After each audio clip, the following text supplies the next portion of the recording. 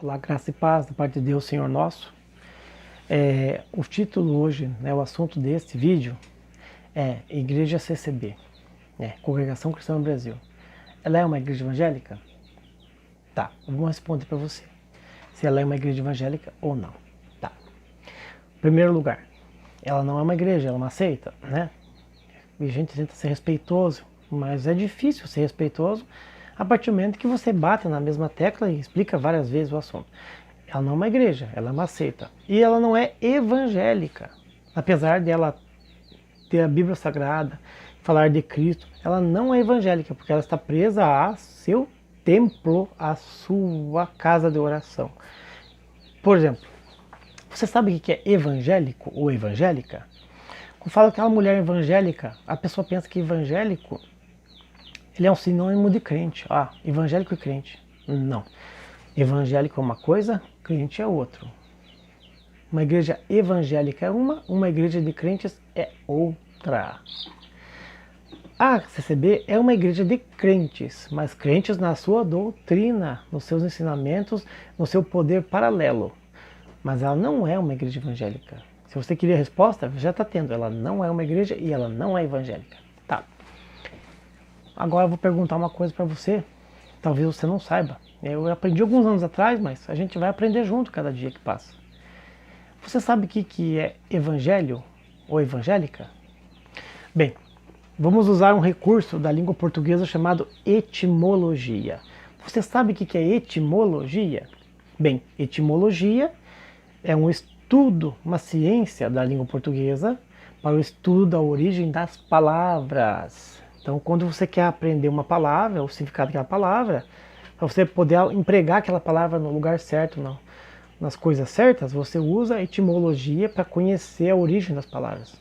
As palavras têm origens nos animais, têm origem nos idiomas mortos, nos idiomas vivos, nos lugares, nos sobrenomes. Então, as palavras têm uma origem. Da onde que veio aquela palavra? Isso aí, essa ciência chama-se etimologia, né? Todos os idiomas têm sua etimologia, né? Então, se você for ver a etimologia da língua portuguesa, você vai aprender coisas que são, algumas são supérfluas, outras não, mas que vão te dar uma certa luz, esclarecimento, para você poder falar com franqueza e com sinceridade e com total liberdade de pensamento e convicção aquilo que você quer se expressar. Por exemplo, tem coisa que é supérflua, mas é interessante você saber o que é etimologia. Cacetete. Você sabe o que é um cacetete? Sabe, né? Cacetete. Mas a palavra cacetete, ela vem do francês. Cacer, quebrar. E tete, cabeça. Então, quebrar a cabeça. Então, aquele porrete lá, que os brigadianos, a polícia militar, o guarda municipal, senta na cabeça dos invasores sem terra quando eles entram na tua propriedade lá para fazer daninheza, aquilo é um cacetete. É um porrete de quebrar a cabeça, bater na cabeça do cidadão lá. Entendeu? Então, é essa a etimologia. Então vamos usar o recurso da etimologia para explicar o que é evangélico e evangélica. Então, essas palavras vêm do termo evangelho, evangelion em grego, boa notícia, boa nova. Quando você vê na Bíblia Sagrada, na Bíblia, os termos Evangelho de São Marcos, Evangelho de São Mateus, não quer dizer que é a história de Cristo simplesmente, segundo São Marcos e São Mateus. Ela é a boa notícia, né, através da história de Jesus Cristo. Muito bem, esses 4 livros, né, do Novo Testamento podiam se chamar História de Jesus Cristo segundo São Mateus, ou Biografia de Jesus Cristo. Não, mas não é. É Evangelho, porque é a boa notícia através da história de Jesus Cristo. Então, se a palavra Evangelho é a boa notícia, que é uma notícia boa, que tem que ser passada para frente, notícia boa você passa para frente, né? Então acontece o quê? Se você não passa essa notícia para os outros, você não está evangelizando, você não está testificando essa palavra para frente, você não está promovendo essa ideia, não está fazendo propaganda, a palavra é essa, fazer propaganda dessa ideia, né, dessa corrente de pensamento. Então o apóstolo São Paulo, na segunda Bíblia Sagrada, né, se você for ler ela, você vê que ele era muito mais do que um apóstolo, ele era um evangelista, ele era um homem evangélico, ele era cristão, mas era evangélico. Porque apesar de acreditar no Cristo, no ungido de Deus, ele ia e anunciava Cristo para salvação, para todo aquele que crê, entendeu? Então ele era evangélico, né? Vamos pegar nos fatos futuros, recentes aí. Um dos fundadores do movimento das igrejas italianas é o Luiz Francisco, né, que a CCB fala que é fundador deles. Não é. Ele é pré-fundador de uma outra igreja, outra corrente, que é a congregação é uma dissidência. Mas o Francisco, ele era evangélico. Ele era crente, porque ele estava em Deus, tudo, mas ele era evangélico, porque ele viajava países, cidades, anunciando Jesus Cristo, salvação, abrindo igrejas. Mas a CCB é uma igreja evangélica?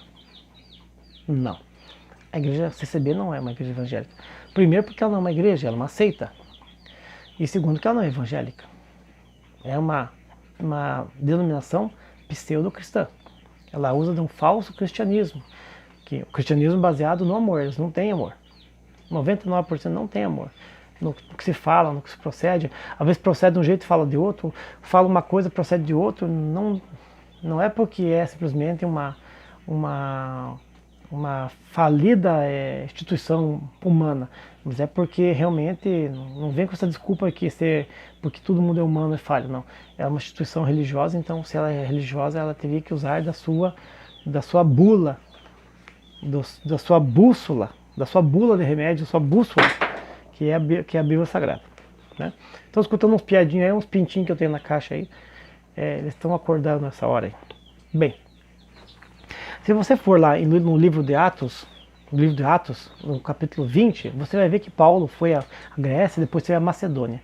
E Paulo, ele teve um encontro com os anciãos de Éfeso.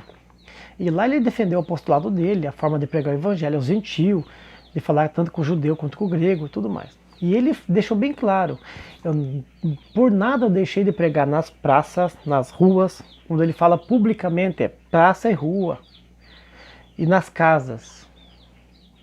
Então ele era um anunciante do evangelho, ele era um promotor do reino de Deus, né? Conforme nós cremos, né? Então ele era um promotor, ele fazia propaganda, fazia um merchandising, um marketing, como vamos falar hoje em dia aí, da igreja, da salvação. Não da igreja templo, mas da salvação, do grupamento de gente que vai ter uma destinação ao céu, né? Fugir do pecado, deixar de fazer as coisas erradas e mudar de vida. Então ele era um evangélico. Agora, a congregação cristã não é uma igreja evangélica. Por quê? A congregação cristã no Brasil, ela é uma denominação, ela tem um templo, ela usa o templo simplesmente para fazer seus cultos de promoção pessoal e seus rituais, que são o batismo ou a pregação natural. Em casamento civil, ela faz ali, religioso ela não faz ali. Então, ela não tem a função de evangelizar, de mandar a mensagem de Cristo para o próximo, né? A única e exclusiva vontade da denominação, a única meta da denominação é o quê? É poder. É crescer em número de pessoas e ter poder. O poder paralelo. É duro de falar isso, mas é uma realidade, né? É uma realidade que pode ser constatado, né? Eu vou dar um exemplo para vocês, por que a congregação não é uma igreja evangélica, entendeu? O membro da congregação cristã não é um evangélico, não é. Tá, primeiro porque não conhece a Bíblia, a maioria não conhece. E que se a pessoa não conhece o assunto, geralmente ela não vai ter domínio sobre aquele assunto, ela não vai ter como discorrer sobre esse assunto com pessoas que saibam mais do que ela, ou que saibam até menos do que ela. E se ela for ensinar alguma coisa, vai ensinar totalmente errada, fora de contexto e assim por diante. Eu vou dar um exemplo bem simples. Correio. Quem trabalha no correio é o quê? Denotamente agora, né? Carteiro. Não. Eu sabia que você ia pensar carteiro. A maioria pensa que é carteiro. Quem trabalha no correio é carteiro. Não. Não necessariamente. Tem a agência do correio. Na agência do correio tem os funcionários do correio. Lá no balcão. Atendente, pessoa que trabalha na expedição, uns separam dispensando produtos, separando, coletando, organizando. Ali tem bastante auxiliares de produção ali dentro, mas nenhum deles é carteiro. É todos os funcionários internos, né? Sejam eles fixos dos correios ou sejam eles terceirizados, temporários. Quem está na rua levando a carta nas casas, casa a casa, empresa a empresa, rua a rua, é o carteiro. Tanto a pé como bicicleta e van, o veículo que ele estiver usando, moto.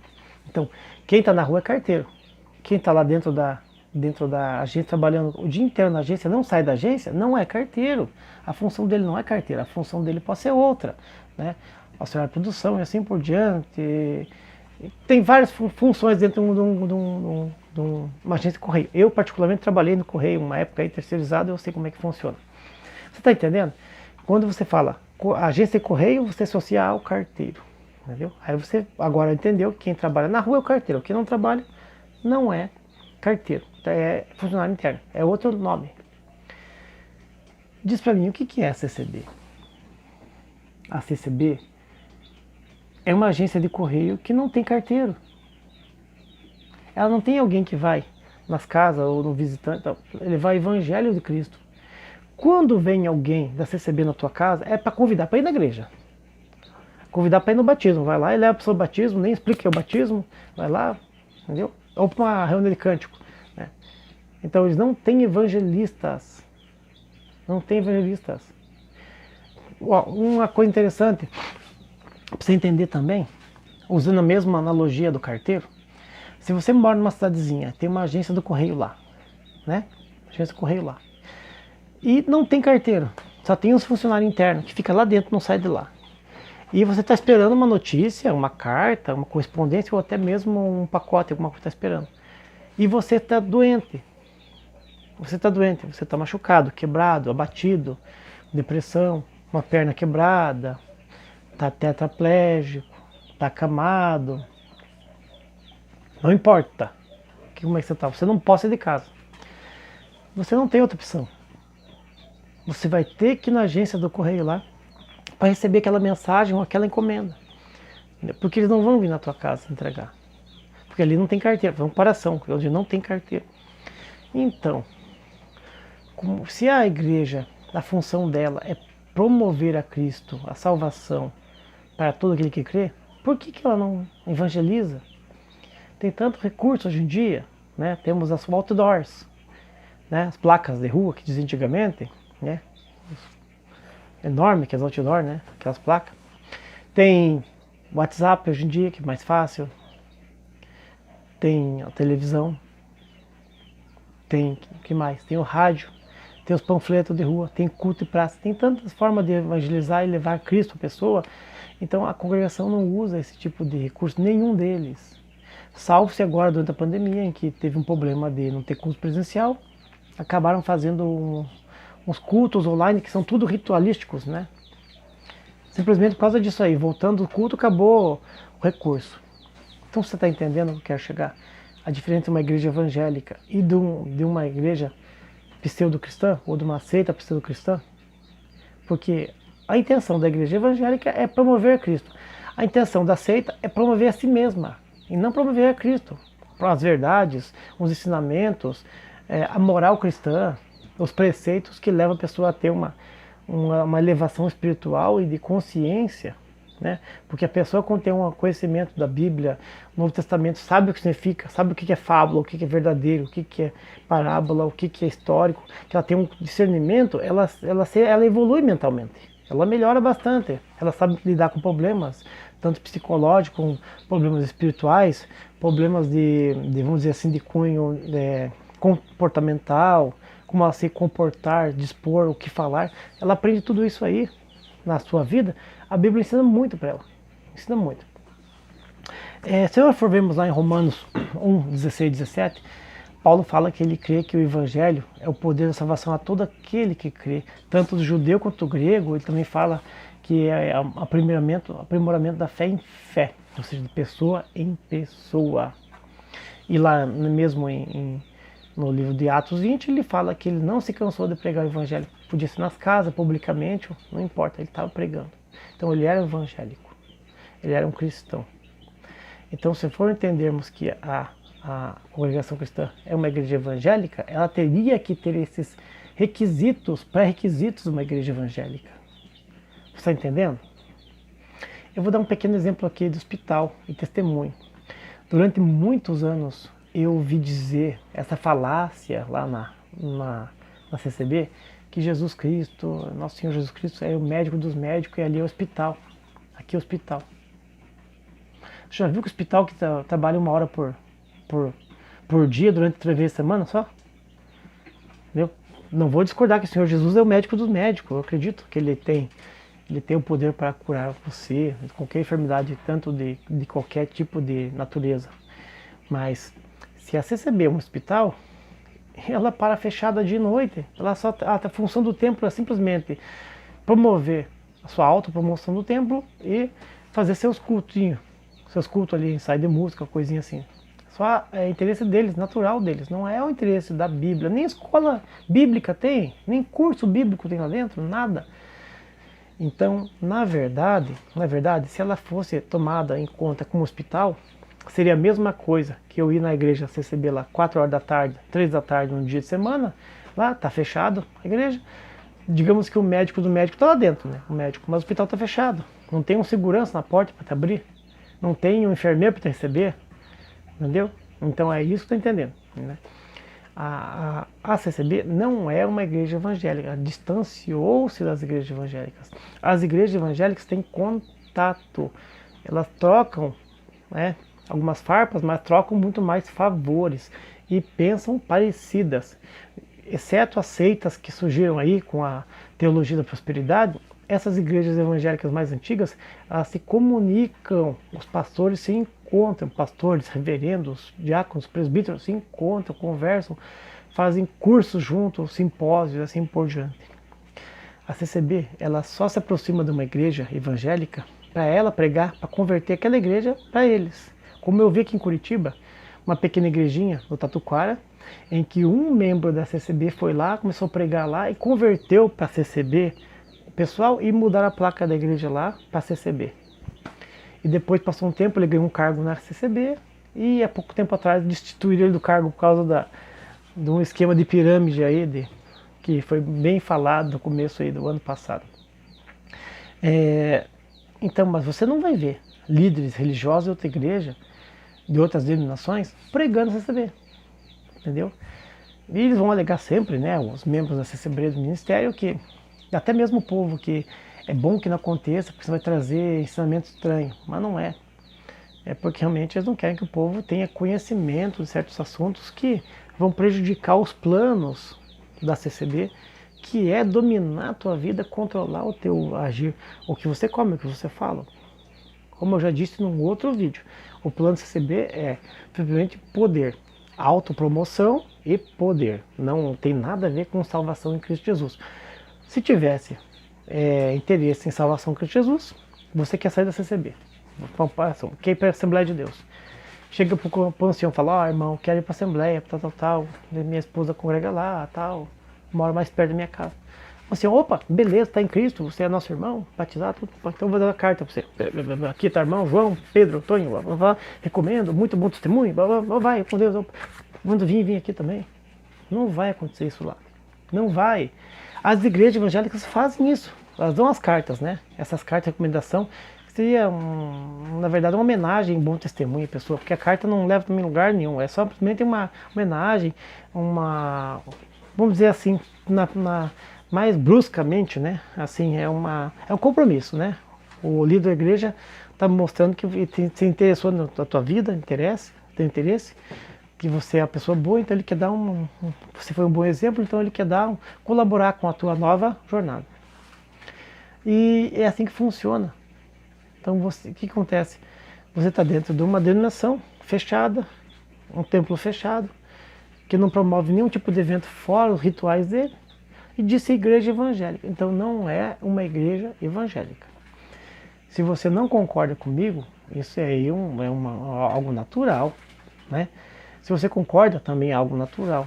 Mas tem coisas que são muito claras e para nós, durante o tempo que estamos sendo alienados ou enganados, né, naquela vontade, naquele primeiro amor que a gente teve, né, assim, aquele ímpeto de fazer as coisas boas, quando conhecemos uma denominação que parece ser certinha, a gente dá o melhor da gente, se deixa enganar e é enganado. Mas agora vocês já não são mais enganados, eu não sou mais enganado, somos libertos. podemos ver com todo o olho, com toda clareza. Assim como Moisés tinha um véu para tampar, né? O Senhor falou que seria tirado o véu, né? Vai ver com clareza e ver face a face. Então está muito claro no presente século, né? Uma denominação que não usa nenhum tipo de meio de promover a Cristo, só se autopromover e censurar quem critica. Então, acho que eu deixei bem claro esse texto, né? Eu falei de Romanos, falei de Atos, eu até marquei aqui na minha agendinha para falar sobre o assunto, né? Mas o interessante é que, se você não sabia que evangelho é boa notícia, né?